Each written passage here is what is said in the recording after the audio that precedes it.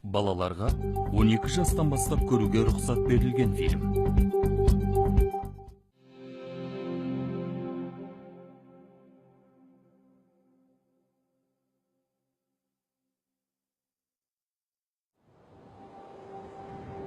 Баян-Өлгей даласында бір қауым ел бар. Олар тұлпарды мініп, қыран құсты көтеріп, түз тағысына салады. Атадан қалған дәстүрді жалғастырып, ұлттық болмысты жоғалтпас үшін ұрпақ тәрбиелеп отыр. Қабырғасы қатып, бұғанасы бекіген баласына құсбегілікті аманаттайды. Құс көтерген көп ұлдың арасында қаршадай бір қыз бар. Оның есімін әлем таныды. Оның есімі арқылы қазақ аты әлемге әйгіленді. Осы ауылда бұрын болғанда 7-8 бүркітші болды.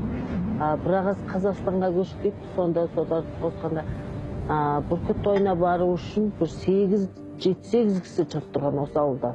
Бірақ бар, әлде үзілген жоқ, бәрі де бүркіт салады, сол. Бәрі де сол ата немесін қуған, сол бәрі де бүркітші. Дәстүрін жалғастырған сол бүркітші. Мына жақта сол кенже сол қайным бар, сода бүркітші. Мына жерде 2 қайным бар, екеуде бәрі де бүркіт салады. Ең көп Баян-Өлгейде бүркітші қалың ғой. Сумысында 12 сум бар, 12 сумның бәрінде бүркітші қалың. Иә, мынадан артынан ергеннен кейін сол 3-4 бүркітші бала шықты ғой, одарда. Шолпанмен еріп, одарда шолпанды сол емесін алғашында сол шолпаннан сұрап қыз балалар келді. Сен қайтып бүркітші болдың, осы дәрежеге қайтып жеттің деп сұрап, сосын қыз балалар шығыпты, әрине болады ғой, қыз балаларды немесе иә, маңызды болмайды ғой. Енді мынау енді биыл 11-ші сыныпта оқиды, ендігі жылы болғанда бұл таусып студент болады ғой. Сол кезде мынадан кейінгі 2-ші сіңлісі бар. Сода үйреніп, мына Денислам бауырда үйреніп, сода да бүркітші боламыз. Ол мәңгі бүркітші болады деген жоқ қой. Бұда да ары қарай оқу керек, ары қарай солды енді жұмыс істеп, солды енді оқу керек. Соны кетіп қалғанда сонда артынан бауырдар жалғастырып бүркітші болады.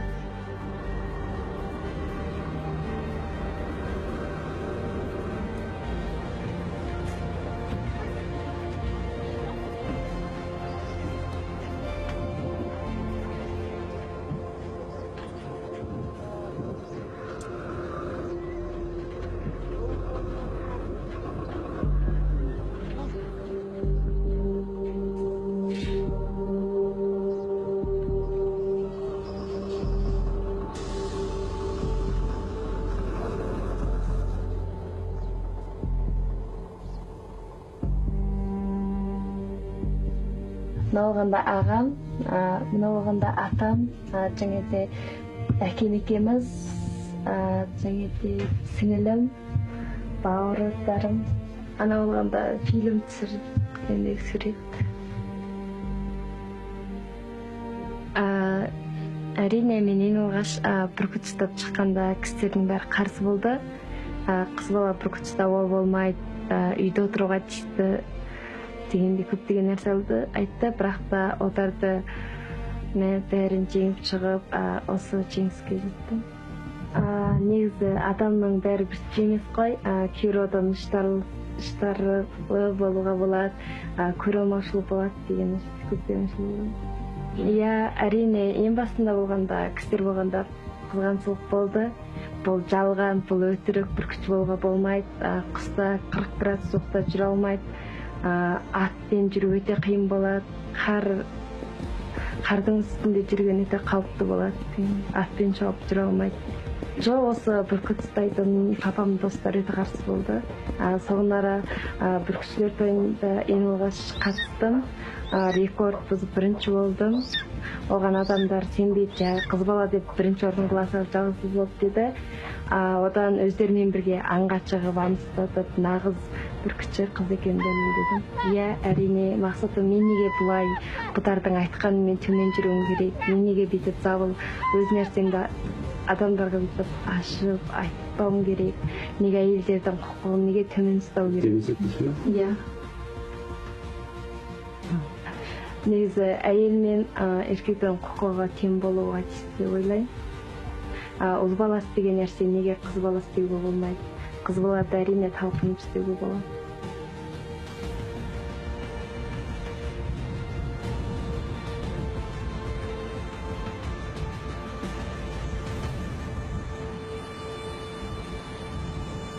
Үйде нәрсе істетеміз, сол тамақ істейді, іс істейді, оқиды.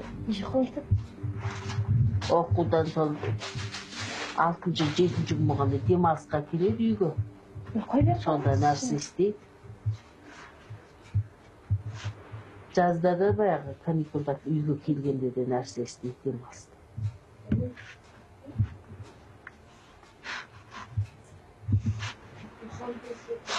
Андарыңында да чит-читтігіне үйге келді. Доғарды. Үйде ұрғанда күнделікті шаруаларды істеймін. Таңертең тұрамыз, шай ішеміз, төсек жинаймыз, үй тазалаймыз, тамақ істейміз. Тұрсын, тұра берсінші.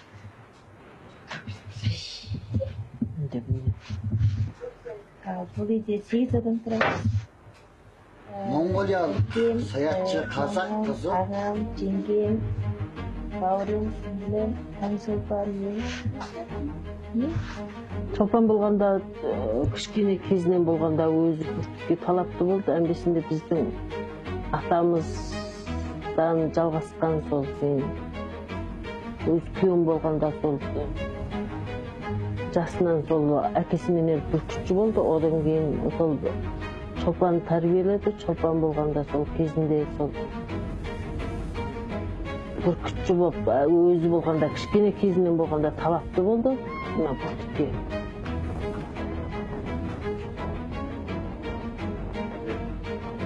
Сол кішкене кезінде болғанда өзі әкесі жем беріп, қасына барғанда қасына барып бүркітке барып. Сол кішкене аяқ басып жүрген кезінде, кішкене кезінен бастап бүркітке әуес болды. Сол өз талапты болды. Одан сол үйренем деп 10 жасынан бастап сол әкесімен бірге қағушы болып сол ерді, сол бүркітпен ат мініп. Онан кейін сол 6 жасынан бастап өзі үйренді сол ат мініп. Ат мініп сосын қағушыға еріп әкесімен бірге бүркітке шығып. Сол әкесінің сол неметкен үйреткен тәрбиесінің арқасында мына дәрежеге жетті.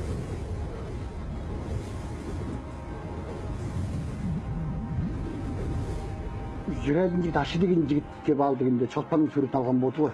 Ана тұрған суретті осыны алып кетіп, одан кейін барып пешке қойған болды ғой. Қазір осындай Монғолияда 2000 жылдық тарихы бар.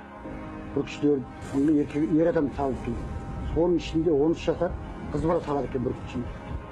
Осындайға кино ойнайтын адам болса, маған хабарласып желіге қойған ғой. Содан барып отта бейді, содан Ашырмен танысып, содан барып бізге хабарласып, содан бізге. Иә, көрдім, бізді Американың 4-5 қаласына апарды, ашылу салтанатына қатыстырды, алғаш көп бардық. Соның арқасында дүниежүзін аралады. 26 елге бардық.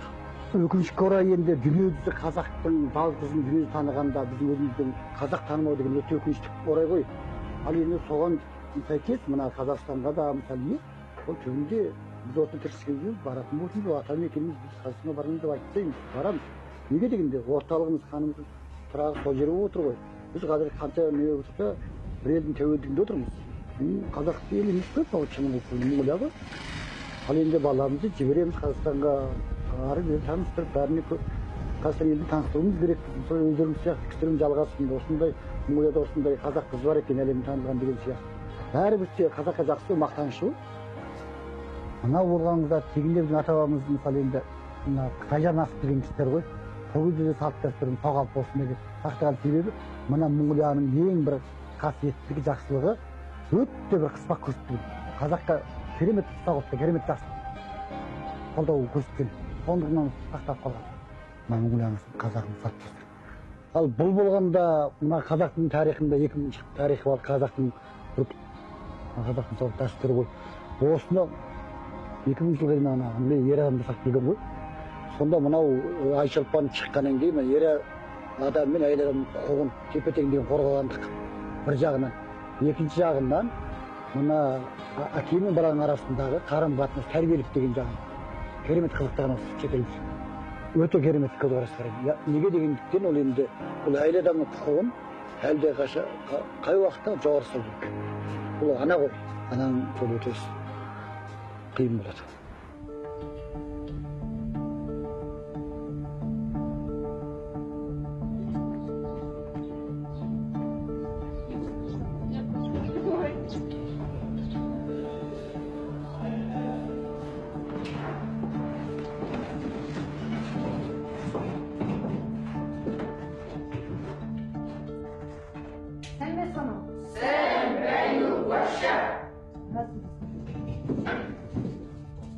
Менің атым Теміратұлы Серген, Монғолия Байнөлгей аймағының Артекстімде тұрамын.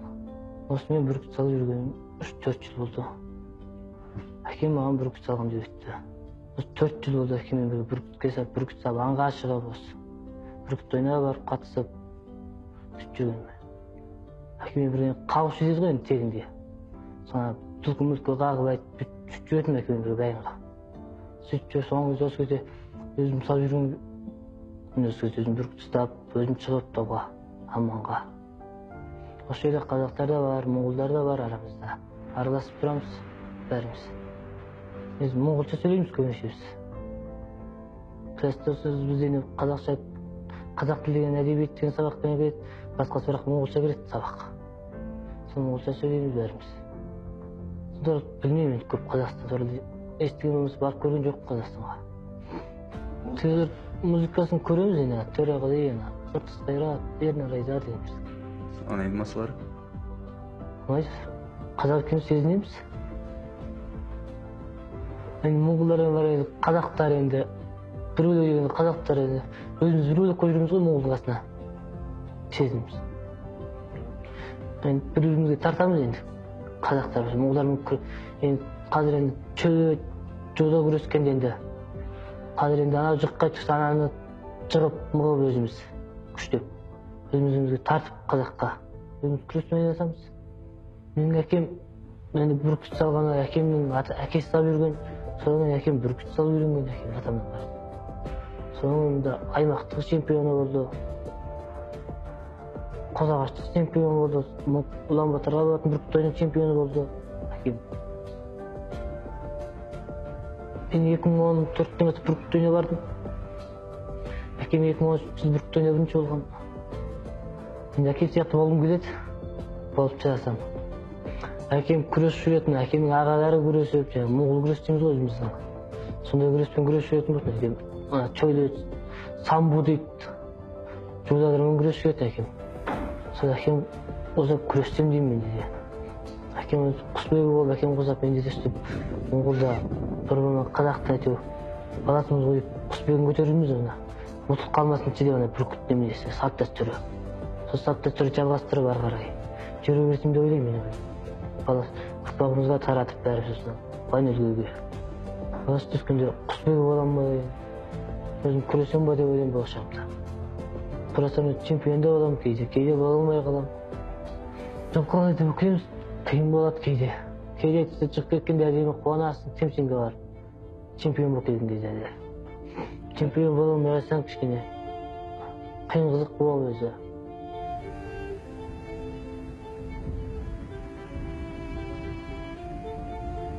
Жиырма жыл болды мен құс көтергелі, құспен айналысқалы.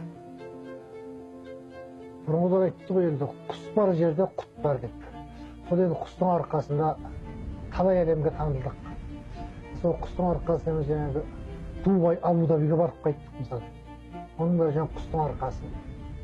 Қазір жаман емес, сол құс енді жақсы, құс бізде жақсы. Неше рет аймақтық чемпион болдым. Құсбегілік дәстүр ғой. Бұлайша құспенен кісі байын, құспенен пайда табайды, құс көтермейді. Бұл бұрынғы ата мұраны жалғастыру үшін сол құспен айланысып келеміз енді. Қазірден одан 4-5 жыл болды ма балама сол құсбегілік жағын үйретіп. Осы қазақтың салт дәстүрі ұмытылмасын деген жағдайын өстіп жатқан жағдайымыз бар. Балам мен енді 6 балам бар, 4-еуі қыз бала, 2-еуі ұл. Ұлымның үлкені болғаны қазір Астанамыздан Батырда оқып жатыр. екінші жылым болғанда мынау қазір мен шаңырағыма ие болатын. Бұл өзі қай жағына да жақсы. Құсбегілік керек, кішкене ынтасы бар. Бұл жаңа албаты бір бала болса, мысалы, ынтасы жоқ баланы қанша тәрбиелегенмен ол дұрыс болмайды. Бұл өзі бірден құмардан ынталанып тұрғаннан кейін осыған үйретіп.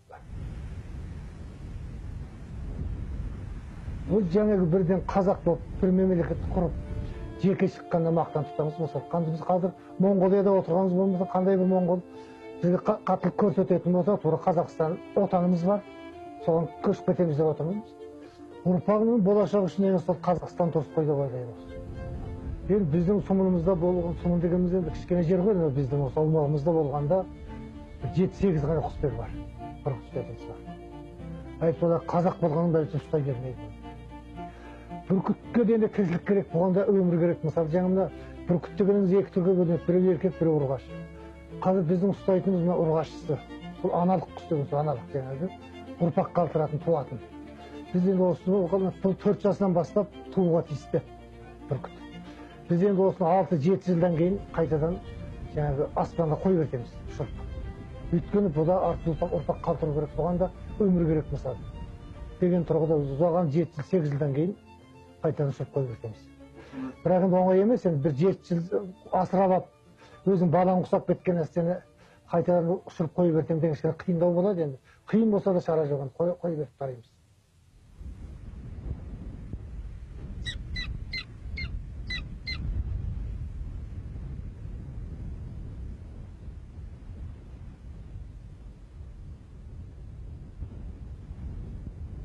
Қол бала дейміз мына біз.